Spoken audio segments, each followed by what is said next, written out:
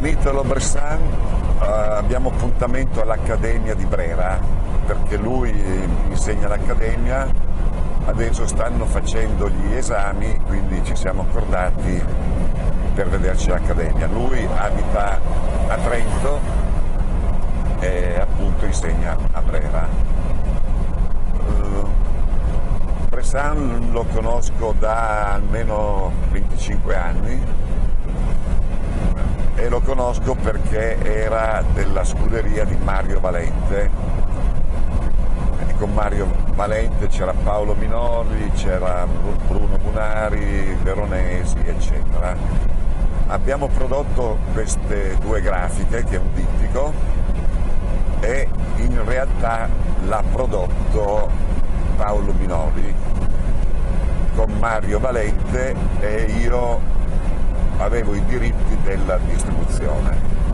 Ecco, Italo Bressan è un bel signore, molto simpatico, e adesso andiamo a Milano e vediamo che cosa dice.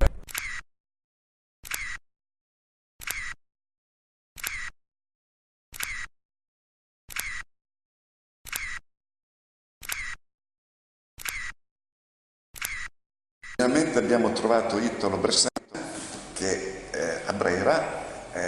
Italo è docente della cattedra di pittura e abbiamo prodotto circa 25 anni fa i lavori che sono nel mio catalogo, e vorrei chiedere a Italo in che modo è nata questa grafica.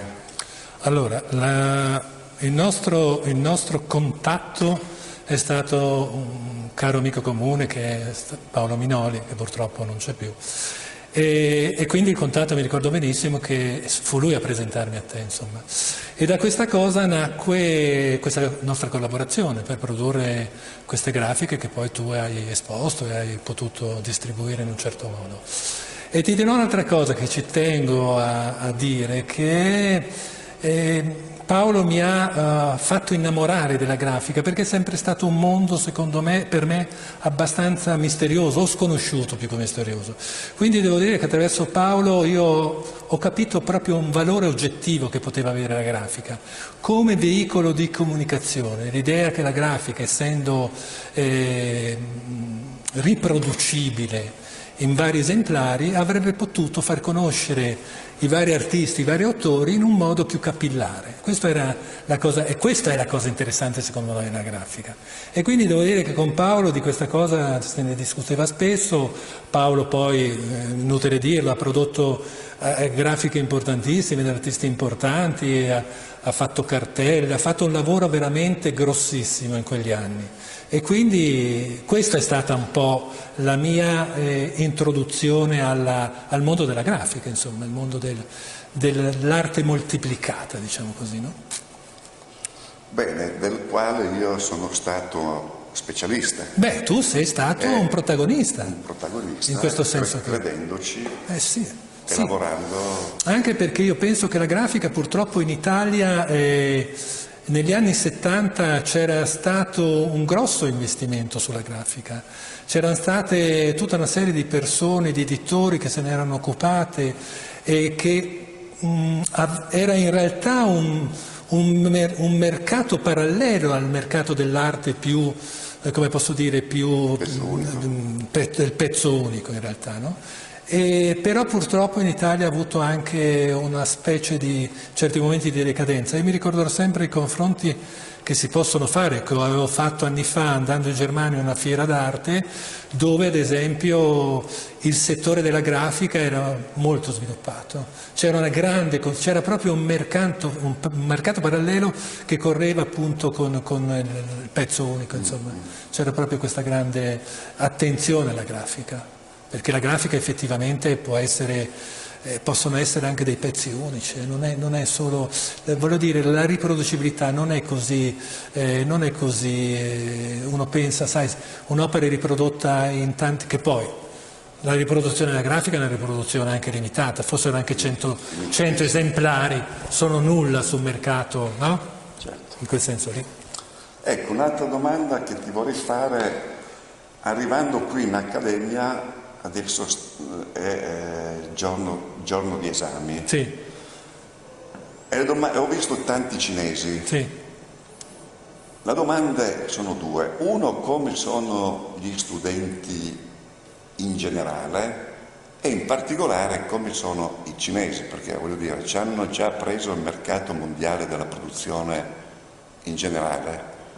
Adesso ci prendono anche la produzione artistica. Sì, no, ma io farei un discorso più sulla globalità, ormai siamo nel momento della globalizzazione, dove, voglio dire, gli individui si spostano, il mondo è diventato molto più piccolo e quindi anche a livello di informazioni, di saperi, di storie, c'è tutto questo muoversi nel mondo, non più a livello locale o a livello continentale, questo è il discorso e questo nel bene e nel male dobbiamo accettarlo. Semmai è il chiedersi il perché vengano, c'è una specie di incontro fra Oriente e Occidente, delle due culture, no? La cultura orientale che si vuol provare con la cultura occidentale. E allora tutto questo interesse di venire in Europa o non solo in Europa per vedere come avvengono certi ragionamenti nell'arte occidentale, perché veramente il nostro modo di pensare è diametralmente opposto a loro. Noi lavoriamo spesso e molto sulle interpretazioni. Noi riusciamo a produrre, come posso dire, lavori dove l'aspetto esecutivo va in superamento dell'interpretazione, no? E viceversa, cioè l'interpretazione, la parte interpretativa va in superamento della parte, diciamo, esecutiva.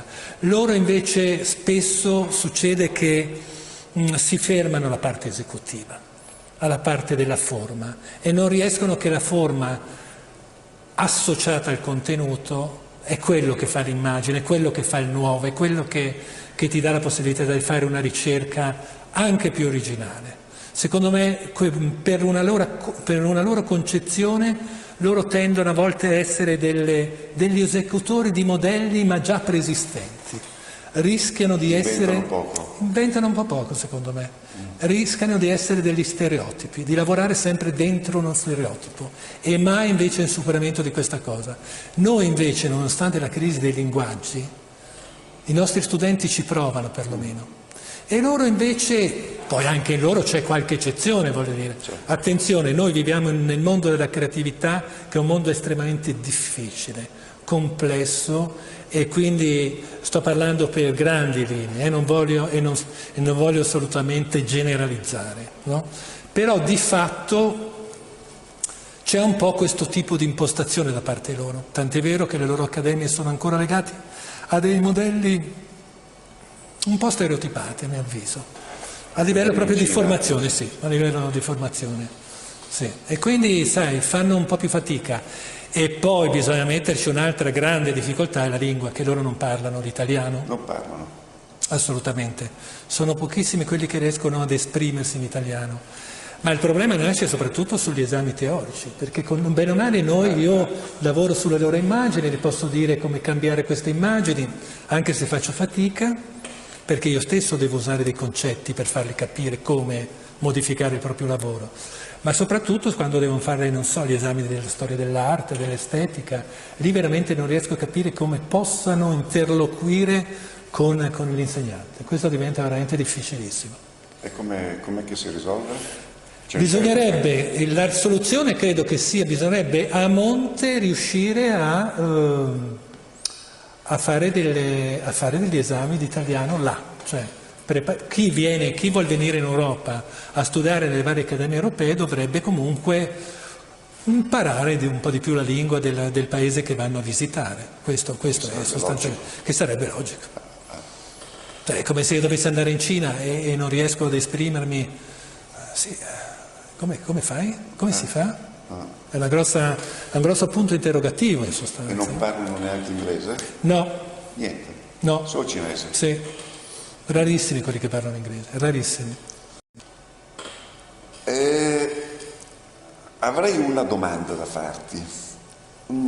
Saresti disponibile a fare dei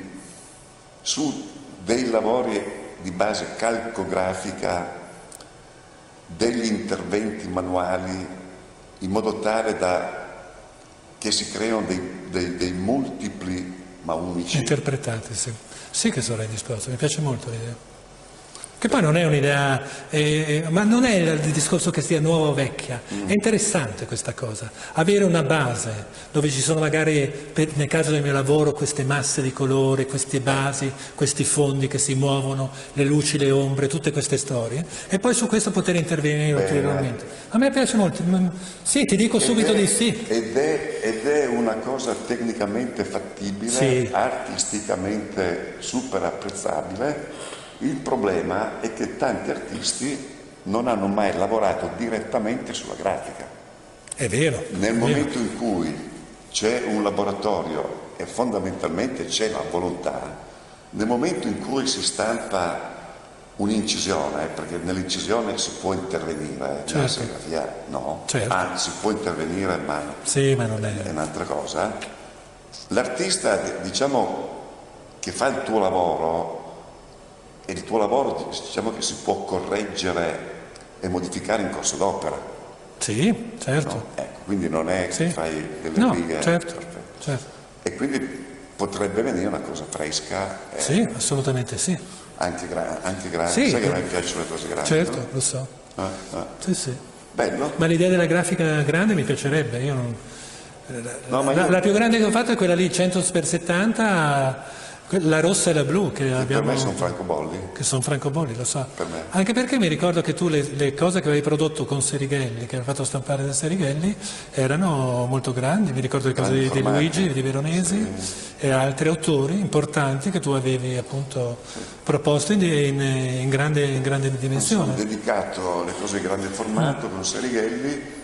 Adesso che sto usando il mio laboratorio sono molto più libero di fare tutto quello che voglio. Certo. E il fatto di poter sperimentare vuol dire poter fare. Certo. Quando ti ho chiamato l'altro giorno e mi hai detto che stavi facendo gli esami, no? Io ti ho fatto una battuta, no? Siccome non ho la laurea, secondo te io me la merito la laurea? Assolutamente sì. Una laurea honoris causa, caro Gianni Formarese. Va bene. Grazie. Grazie a te. Ciao. Piacere.